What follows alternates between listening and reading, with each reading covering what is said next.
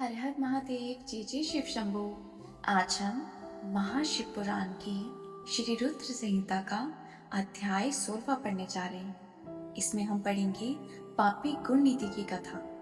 सूत जी कहती हैं, हे ऋषियों, तत्पश्चात नारद जी ने विनय पूर्वक प्रणाम किया और उनसे पूछा, भगवान शंकर कैलाश पर कब आए और महात्मा कुबेर से उनकी मित्रता कहाँ और कैसे हुई? प्रभु शिव जी कैलाश पर क्या करते हैं? कृपया कर मुझे बताएं। इसे सुनने के लिए मैं बहुत उत्सुक हूँ। ब्रह्मा जी बोले, हे नारद, भगवान शिव के विषय में बताता हूँ। कपालीय नगर में यज्ञदत्त दक्षित नामक एक ब्राह्मण रहते थे जो अत्यंत प्रसिद्ध थे। वे यज्ञ विद्या में बड़े पारंगत थे। उनका गुणनिधि नामक एक 8 वर्ष का पुत्र था। उसका यज्ञोपवीत हो चुका था।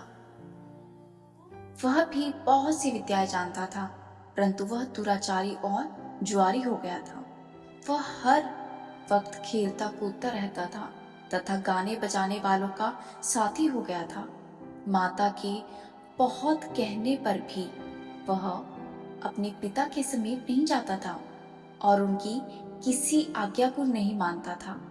उसके पिता घर के कार्यों तथा दीक्षा आदि देने में लगे रहते थे। जब घर पर आकर अपनी पत्नी से गुणनिधि के बारे में पूछते तो वह झूठ कह देती कि वह अभी स्नान करने या देवताओं का पूजन करने गया है। केवल एक ही पुत्र होने के कारण वह अपने पुत्र की कमियों को छुपाती रहती थी। उन्होंने अपने पुत्र का विवाह भी करा दिया। माता नित्य अपने पुत्र को समझाती थी। वह उसे यह समझाती थी कि तुम्हारी बुरी आदतों के बारे में तुम्हारे पिता को पता चल गया तो वे क्रोध के आवेश में आके हम दोनों को मार देंगे।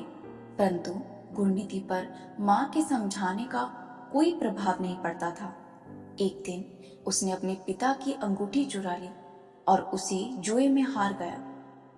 देवयोग से उसके पिता को अंगूठी के विषय में पता चला।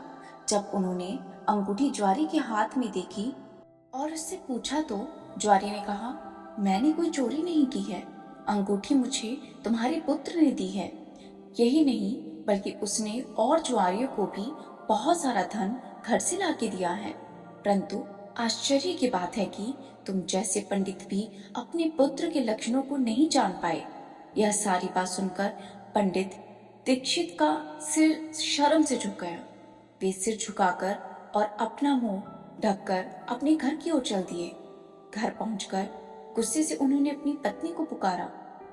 अपनी पत्नी से उन्होंने पूछा, तेरा लाडला पुत्र कहाँ है? मेरी अंगूठी जो मैंने सुबह तुम्हें दी थी वह कहाँ है? मुझे जल्दी से लाके दो। पंडित की पत्नी ने फिर झूठ बोल दिया, मुझे स्मरण नहीं है कि वह कहाँ रखी है। अब तो दीक्षित जी को और भी क्रोध आ गया। वे अपनी पत्नी से बोले, तू बड़ी सत्यवादिनी है, इसलिए मैं जब भी गुणनिधि के बारे में पूछता तब मुझे अपनी बातों से पहला देती है।